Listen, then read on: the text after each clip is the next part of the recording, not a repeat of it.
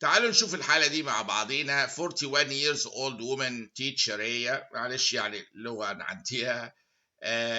with، ما انا بقول دي مش اسئلتي انا اللي حاططها، فيعني بنشتغل على الاسئله المتاحه. with angular stomatitis has a recent history of dysphagia. يعني ايه عندها angular stomatitis وحصل لها dysphagia to solids and fingers، كانت يعني hair fingers، يعني كانت في عليها tight skin وتروفيك nail changes. يعني الفينجرز كانت ايه في تايت سكين موجود وتروفيك ايه نيل تشينجز حاصله which go pale then blue on exposure للكولد. يعني زي رينولدز فينومينا، بيل وبعد كده بلو لما تعرض للكولد. يعني عندها رينولدز تروفيك تشينجز في السكين، انجلر ستوماتيتس ديسفيجيا. choose the single most likely diagnosis. طبعا يعني ما في اي شيء هنا له علاقه بالبيكتشر دي غير حاجه واحده، السكليروديرما، اللي هي بتيجي تيبيكالي في اللي بتاثر على تيشوز كتيره جدا بانفلتريشن بفايبرس تيشو، وبيبقى فيها اميون رياكشن جامد جدا. فالسكليروديرما هي الحاجه الوحيده اللي تفسر لي الرياكشن. بينشد اموبايل فيس، بيبقى بيبقى فيش شيب ماوس في النهايه. هذه انا جايب الصورتين، دي صوره قبل ما يجي لها السكليروديرما نفس الشخصيه، ودي بعد ما جالها السكليروديرما. هل حد يتخيل هذا اللي تشينج الماوس كانه مقفول متخيط بالفايبرس تيشو والليميتيشن.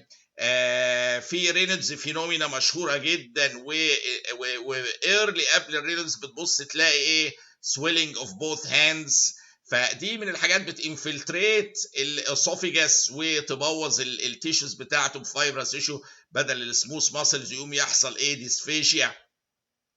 فمن الامراض اللي ايه المعروفه اللي بتاثر على ال هي نقدر نقول يعني كلمه انجلر سيماتيتس يمكن بيبقى بينشد اموبايل فيس، يعني الوصف الدقيق، ومعاها ديسفيجيا، والجلد بتاعه الهاندز بيبدا يتاثر، بيبقى تروفيك تشينجز وبايلاترال انيشيال سويلنج، وبعد كده يحصل رينولدز فينومنا زي ما شفنا. كل دي بتاعت ايه سكليرو ايه ديرما كما راينا. هنا حالة طويلة عريضة 61 year old nulliparous woman جات للفيزيشن for follow up. Her last pap smear 3 سنين مضت يعني showed atypical squamous cells of undetermined significance. ماشي، ما كانش ذات ثقل يعني. Human papilloma virus testing was negative at that time. On questioning, she has had fatigue and increased abdominal girth despite 5 kilogram weight loss. بتفقد ويت في نفس الوقت البطن بتنتفخ. دي سكة اسايتس بتاع مالجنسي، الواحد يفقد ويت والاسايتس بتحصل كمان مع المالجنسي. فبقى لها 6 اشهر الموضوع ده، لوس اوف ويت جامد والابدومينال جيرث عمال يزيد. She has gastroesophageal reflux disease and Hashimoto thyroiditis، يعني in addition للأعراض دي. Minarki was at the age of 10 and her last menstrual period was 2 years ago. يعني من وهي 59. دي مدة طويلة جدا لإكسبوجر لهرمونز والإستروجين. ممكن الناس تفكر في كانسر بريست، بس ستيل موضوع الأبدومينال جيرث اللي بيزيد واللوس اوف ويت الجامد ده في احتمالات أخرى زي ما هنشوف كده. abdominal examination shows shifting dullness. يعني ايه هو قايل ايه برضو current medications include omeprazole للجاستروسوفيجيال ريفلكس طبعا، والليفوثايروكسين الهايبر اسيديتي، والثايروكسين للهاشيموتو ثايرويدايتس. منطقي. abdominal examination لقينا shifting dullness، يعني في ascites. There is tenderness to palpation of the right lower quadrant but no guarding or rebound. مهم قوي دي، بدأنا نلوكالايز مشكلة في حتة معينة. right lower A quadrant في ايه feeling of tenderness للبالبيشن، لكن ما فيش ريباوند او كده، ولكن في حاجة abnormal هنا مع الاسايتس مع اللوس اوف ويت الشديد. باي مانوال بالبيشن كمان لليوترس لقينا رايت ادينكسال ماس، يعني حاجه جنب اليوترس. ايه هيكون جنبه؟ الاوفري غالبا.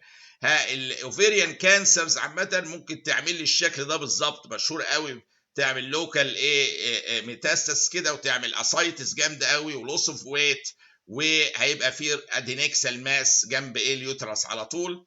Further evaluation of the patient is most likely to show which of the following findings. وحاطط بقى endometrial glands وحاطط elevated carcinoembryonic antigen 125. طبعا هي الاوفيريان كانسر كاركترستيكالي معاها او مع معظمها elevated carcinoembryonic antigen 125.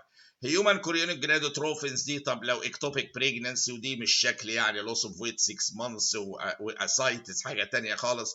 prolonged prothrombin time ملوش علاقه الحقيقه بالقصه دي.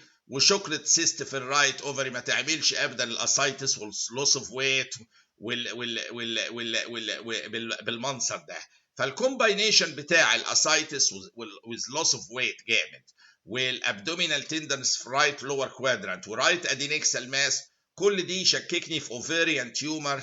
والاوفيريان كانسرز عامه مشهور معاه elevated ايه كارسينيو ايه امبريونيك انتيجين 125 ودي بتبقى في لوكالي ايه في سيدنجز كده من الاوفيريان كانسرز. ودي حاله شايفين اوفيريان كانسر حجمها ايه بالشكل ده في الراديولوجي. شوفوا حاجه مش معقوله يعني سايز كبير يعني بتوصل احجام كبيره الاوفيريان كانسرز. والتيومر ماركر بتاعها لازم نبقى عارفينهم الحاجات دي كارسينيو امبريونيك انتيجين 125 كما ايه ذكرنا هنا اهوت. per vaginal bloody discharge and hemoptysis معرفش بادئ ازاي with recent يعني معذره انا اسف بقول دي not my language فانا بشتغل على الاسئله. هو يقصد ان patient عندها vaginal bloody discharge وهيموبتسيس في نفس الوقت. يعني عاوز يقول الكومباينيشن ده يخليك تفكر في ايه وتشك في ايه bloody vaginal discharge وهيموبتسيس with recent complete history of abortion raises the suspicion of الكومباينيشن ده ان الاقي bloody vaginal discharge حاصل وهيموبتسيس بعد ريسنت ابورشن يخلينا افكر في حدوث كومبليكيشن بعينها الا وهي الكوريو كارسينوما حصلت وبدات التيومر يكبر يعمل لي ايه الفاجينال ديسشارج البلادي. في نفس الوقت ممكن تبعت ميتاستاسيس لللنج الكوريو كارسينوما وتبص تلاقي اللنج ايه ملغمه. كلمه ملغمه بمعنى الكلمه ادي الكوريو كارسينوما سيلز ايه تطلع تلاقي اللنج اتلغمت وبسرعه شديده جدا. فيوم ما الاقي انا بعد حاله ابورشن حصل للعيانه البلادي فاجينال ديسشارج ومعاه هيموبتسيس بدا لازم افكر في احتمالات الايه الكوريو ايه كارسينوما. طب عندي which of the following histological changes is not usually seen in Crohn's disease. مين من دول not usually seen؟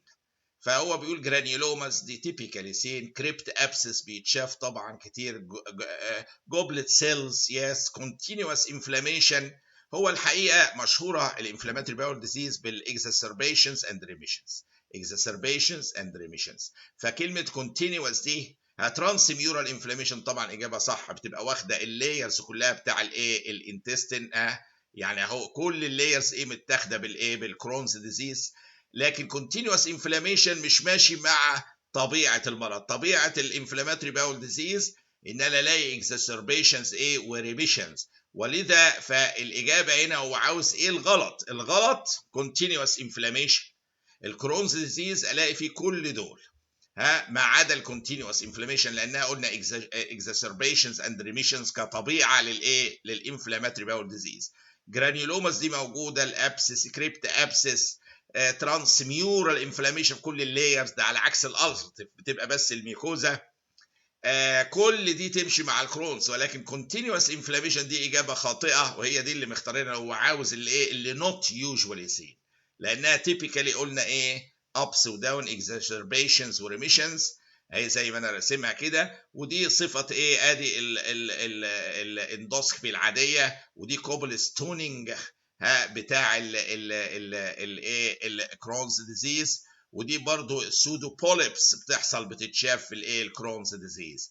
وطبعا بيبقى ترانسميورال ايه انفلاميشن على عكس الالسرتيف اللي بتبقى بس واخد الايه الميوكوزا ده واخد كل اللايرز دهيت ايه مضروبه في الايه في او في مشكله فيها وجرانيولوماتس انفلتريشن في الكرونز ايه ديزيز.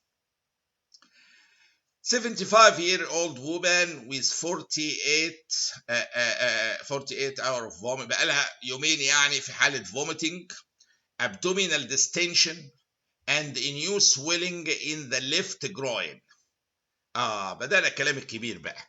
واحدة عندها 75 سنة جت بعد 48 ساعة بتفومت وفي abdominal distension وفي swelling في الليفت جروين أول مرة يظهر لها which appears to arise below الانجوينال ligament، ودي هتفرق في التشخيص جدا إنه below الليجمنت.